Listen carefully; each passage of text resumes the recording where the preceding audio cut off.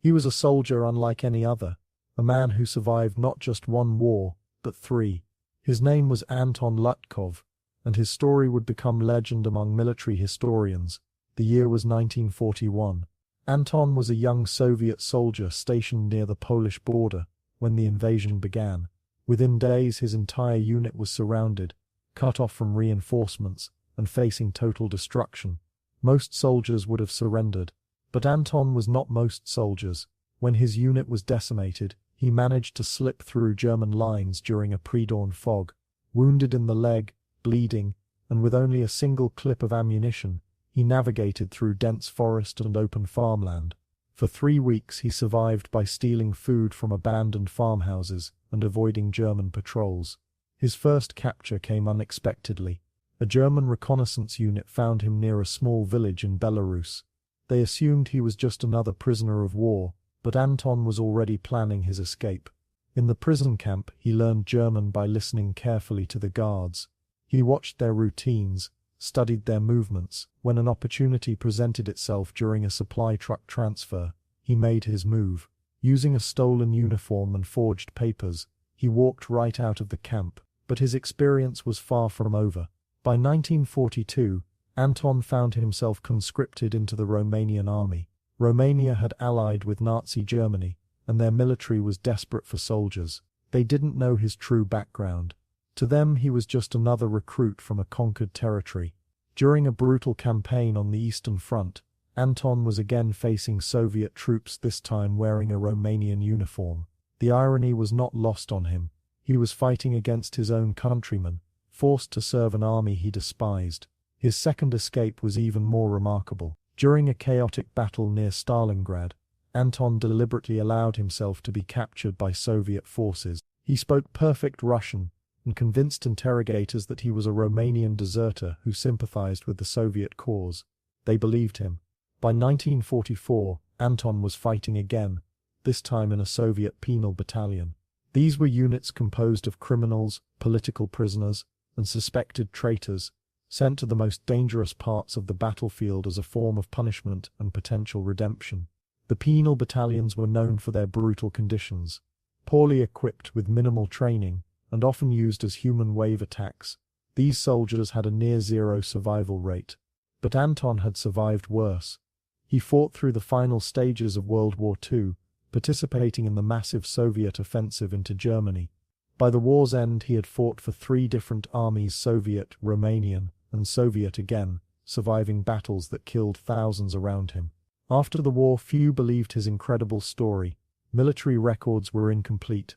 Witnesses were dead. Anton himself rarely spoke about his experiences, carrying the weight of his survival in silence. He was awarded several military decorations, though the full extent of his experience remained largely unknown. Military historians would later piece together fragments of his incredible tale, recognizing him as one of the most unique soldiers of World War II. Anton died in 1987, leaving behind a legacy that seemed almost impossible to believe. A man who had survived not just a war, but multiple wars, multiple armies, and countless near-death experiences. Subscribe for more untold stories. His life after the war was as complex as his wartime experiences. Anton settled in a small town in Moldova, working as a factory machinist, a deliberately unremarkable profession that allowed him to blend into the post-war Soviet society. Those who knew him casually would never have suspected the depth of his experiences. Anton's hands, though steady from years of survival, bore subtle scars that told silent stories. A small tattoo on his inner forearm, almost invisible, unless you knew where to look, was the only physical remnant of his time in the penal battalions. His survival instincts remained sharp. Even decades after the war, he maintained a meticulous awareness of his surroundings.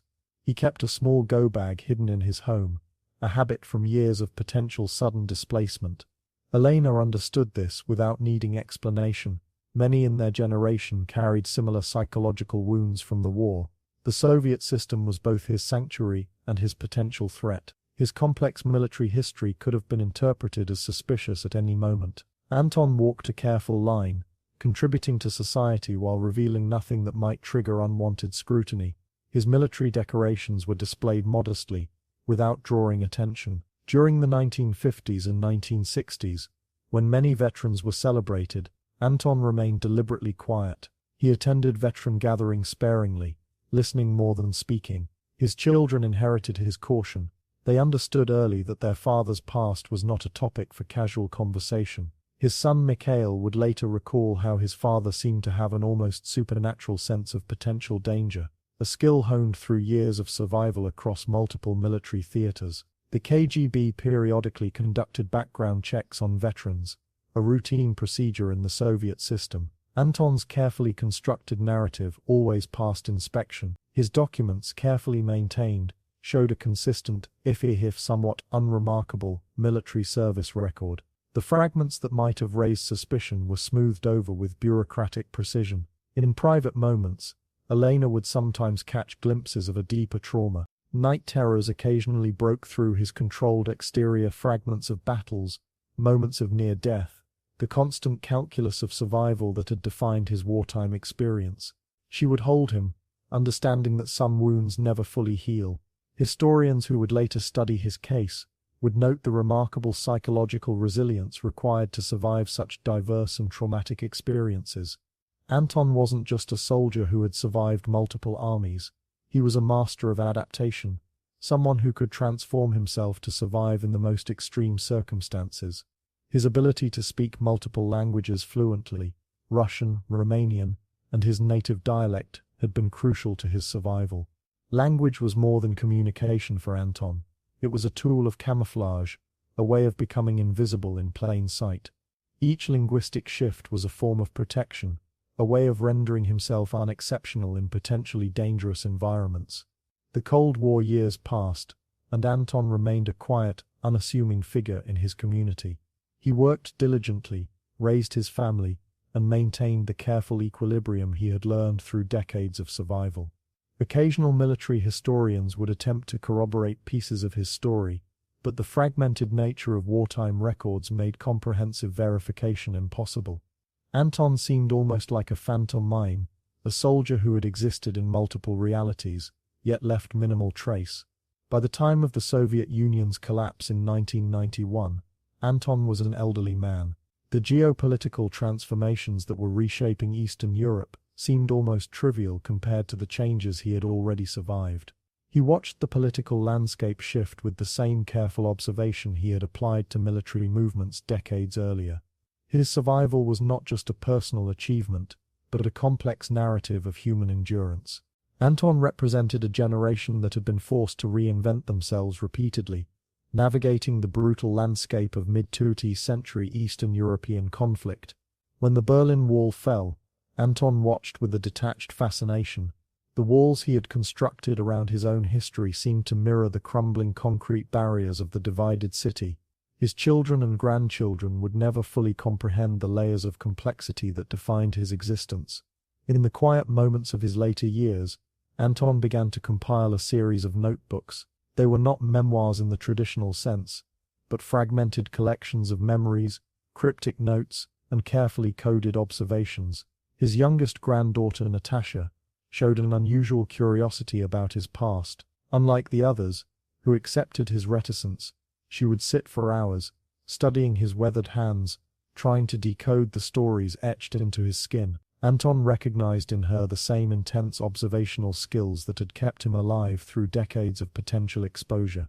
The fall of the Soviet system brought unexpected complications. Old networks of protection began to dissolve. Colleagues from various stages of his complex life started to resurface, seeking connection, others potentially threatening the carefully constructed narrative of his identity. Anton understood that survival was never a permanent state, but a continuous negotiation. Military archives in Moscow, Bucharest, and smaller regional centers began digitizing records. For someone like Anton, this represented both an opportunity and a potential risk. Digital documentation could either validate or completely unravel the intricate story he had maintained for decades. Elena, his wife of over 40 years, became his primary confidant and protector. She understood more than she ever openly acknowledged. When international researchers began showing interest in veterans with complex wartime experiences, Anton became more cautious. He recognized the academic curiosity as a potential threat to the carefully constructed boundaries of his identity. Each interview request was carefully evaluated, each potential interaction measured against potential risks. His surviving military contacts were aging, dying, or becoming increasingly unreliable. The networks of information and mutual protection that had sustained him were gradually disintegrating. Anton understood this as another transition, another moment requiring strategic adaptation. The languages he had mastered continued to serve him. He could still shift between Russian, Romanian, and his native dialect with remarkable fluidity. Each linguistic transformation was now more than a survival mechanism. It was a form of personal archaeology, allowing him to navigate the changing political and social landscapes. He represented a generation that had learned to survive not through heroic resistance, but through remarkable psychological flexibility. His notebooks became increasingly cryptic. Coded references, partial memories, geographical coordinates without context. They were less a traditional memoir and more a complex mosaic of survival. Each page was a fragment of a larger, intentionally obscured narrative. She recognized that his story was not just personal, but emblematic of an entire generation's experience of mid-20th century geopolitical transformations. Anton's survival was not about heroism in the traditional sense. When asked about his experiences, he would often respond with carefully calibrated anecdotes, stories that revealed just enough to satisfy curiosity while protecting the deeper, more complex truths of his existence. His world was one of constant negotiation between memory and forgetting, between revealing and concealing, between individual survival and collective historical narratives. The notebooks would become his most significant legacy, not as a straightforward historical document, but as a complex artifact of human endurance. The university archivists who eventually received Anton's collection would spend years deciphering his intricate documentation. His daughter Katerina, a historian specializing in Cold War intelligence networks, became the primary curator of his legacy. She understood that her father's story was not about heroism, but about survival's most subtle expressions. Anton's notebooks contained not just personal reflections, but strategic mappings of intelligence networks that had remained undocumented for decades. Each cryptic entry represented a fragment of a complex geopolitical puzzle. In 2009, Romanian academic researchers confirmed several of his coded references. His seemingly random notations were in fact carefully preserved historical evidence. Elena passed away in 2012, leaving Katerina as the sole guardian of her father's complicated history. The final notebook, discovered in a hidden compartment of his study, contained something unexpected. A series of coordinates, dates and names that suggested Anton had been more than just a peripheral operative. He had been a critical node in a transnational intelligence network that operated between Eastern European countries during the most turbulent decades of the Cold War. Katerina would spend the next 15 years carefully researching and verifying these materials. Her academic publications would gradually reveal the complexity of her father's life, without compromising the fundamental privacy he had maintained for decades. Anton died peacefully in his sleep in 2015, at 87 years old, in the same small apartment in Bucharest where he had lived for over 4 decades. His funeral was attended by a small, carefully selected group, former colleagues, academic researchers and family.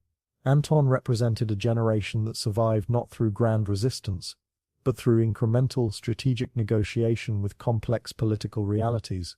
His legacy was ultimately about understanding survival, not as a dramatic triumph, but as a continuous, subtle process of navigation and preservation. Subscribe if this story interested you and you want to hear more like it. In the years following Anton's death, Katerina's research revealed layers of complexity that even she had not anticipated.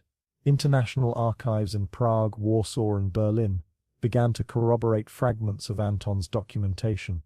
What had seemed like cryptic personal notes were, in fact, carefully constructed communication channels that had helped dozens of individuals navigate the most dangerous periods of political repression.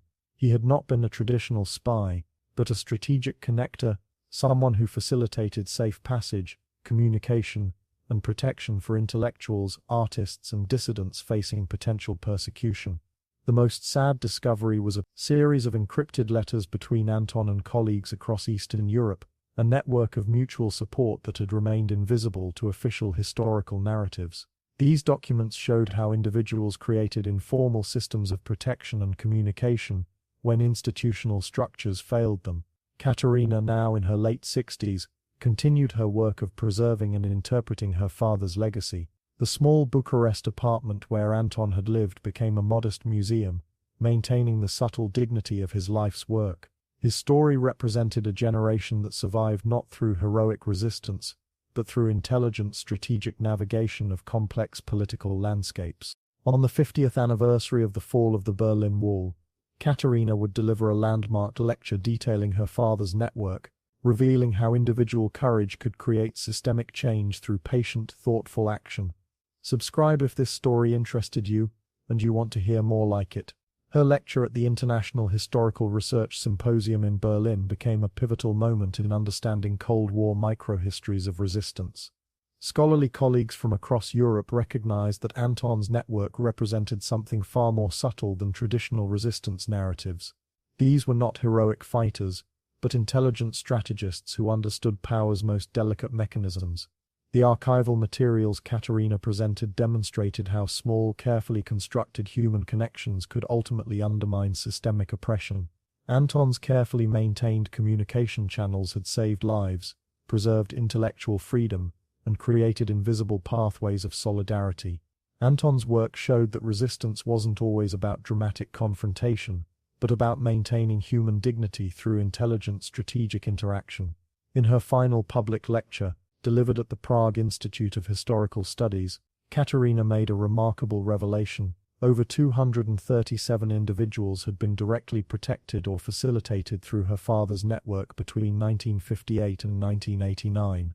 Many of these people were now respected academics, artists, and public intellectuals across Eastern Europe. The apartment in Bucharest was eventually transformed into a research center dedicated to understanding survival strategies during political repression. Subscribe if this story interested you, and you want to hear more like it.